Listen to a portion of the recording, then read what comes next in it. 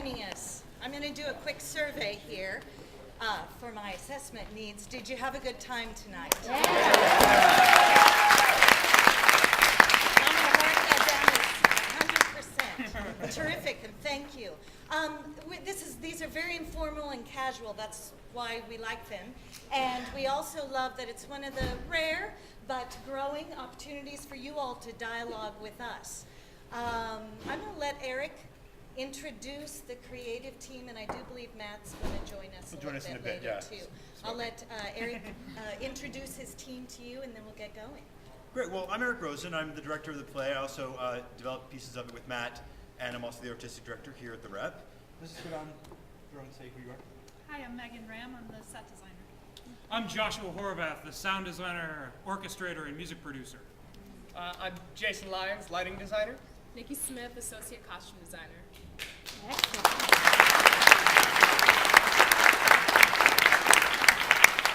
And before we open it up to you all, and what I know will be your pithy and exciting questions, while you're thinking of those, I'd love to ask Eric, you wrote about a little bit in the program, and some of us have heard you speak to it, but just a little bit about the evolution of this play. Sure. This project started, Matt Sachs began writing this play about a year before I started working on it, maybe a year and a half, when he was an undergraduate at Northwestern.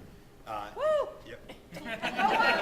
Go Wildcats! Go Wildcats!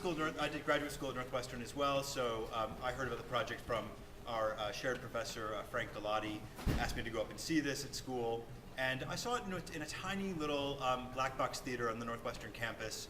It should have been torn down years ago.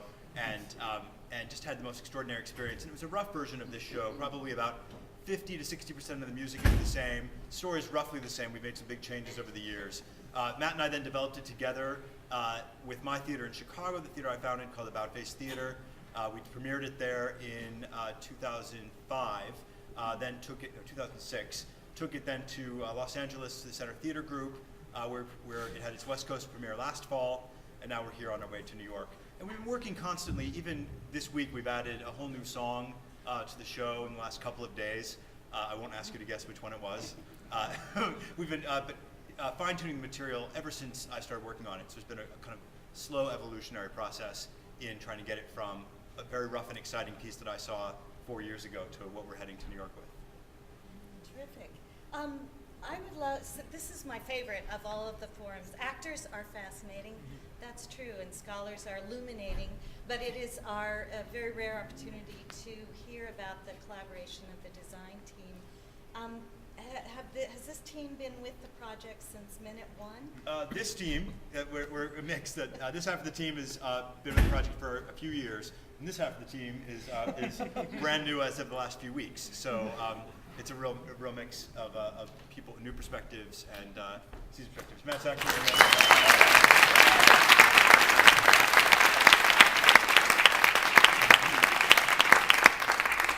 and so we've seen some ideas in this project evolve from the first production all the way to this production, and then brand new ideas in our approach.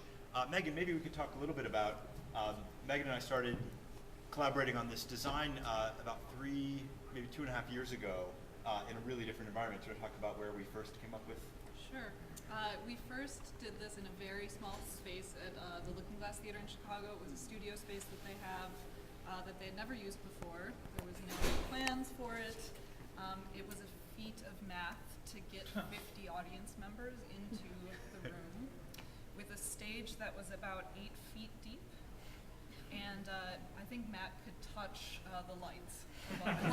He could touch the lights, and he could lay down on the stage and put his feet on the front of the stage and touch the back wall, which is actually true.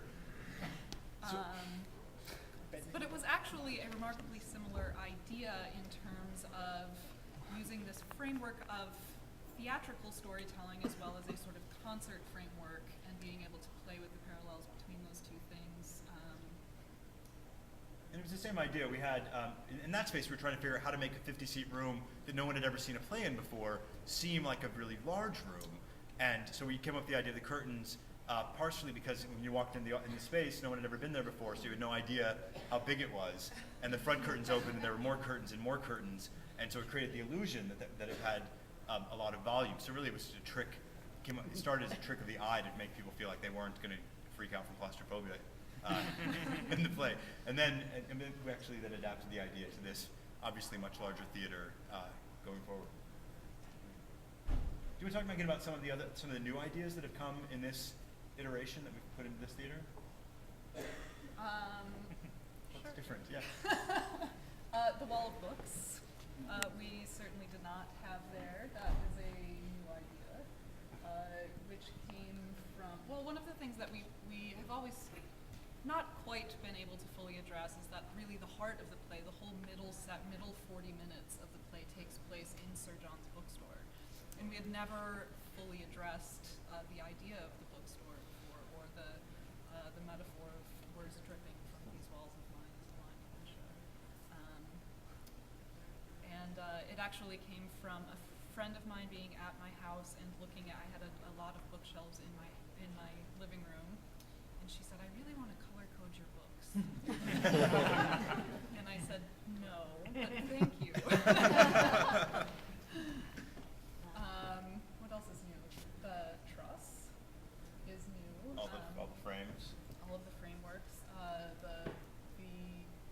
The graffiti. There was a different iteration of the graffiti, which in this version is UV blacklight paint. At Looking Glass, our side walls were masked. You would have sort of no idea that there were brick walls behind them, but we had these two black panels that went down the side walls that actually tracked back when we went into Brooklyn, and there was a graffiti murals down the sides of the walls there. What about the journey of the music from A to now? Yeah. It's been a big journey. I signed on to this project about 2.5 years ago. Actually, when I was here doing Trip to Bountiful with Eric, I found out that he was doing a hip-hop musical, and I was like, what? Because hip-hop has been a big influence in my life. And then I met Matt. We went to Eric's office, and they handed me a CD, and I listened. And originally, I was just going to be the sound designer.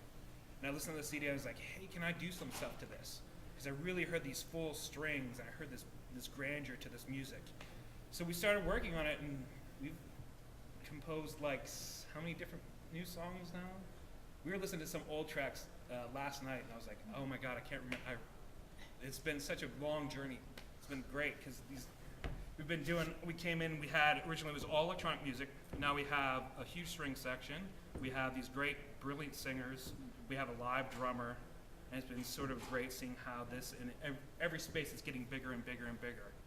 And I think it's a great sort of combination of what the hip-hop world is and what theater is, too. Talk a little bit about that, Joshua. What in the score are you bringing out to make it fill a room like this? What are there specific moments that you like especially? Well, hearing the new song today. Very exciting. Yeah. I'm a big fan of big orchestrations. One of my idols is Sir George Martin from the Beatles, who has these really great orchestral strings. And, we have to sort of bring in a theater audience to hip-hop, and we also have to bring a hip-hop audience to theater. So I brought in sort of this musical theater-ness to it with these strings. Originally it was like a lot of drum beats and a lot of electronic bass and stuff like that. And I started introducing a lot of strings and making it bigger and bigger and bigger. Sometimes it was too big, so we had to scale down. That's pretty much it. Cool. Now, go ahead. Are people going to ask questions? They are. Okay, sorry. They are. A real perk of the job. Sorry. That's all right. We're in 2 minutes. They're going to ask questions. So have them ready. 'Cause, yeah.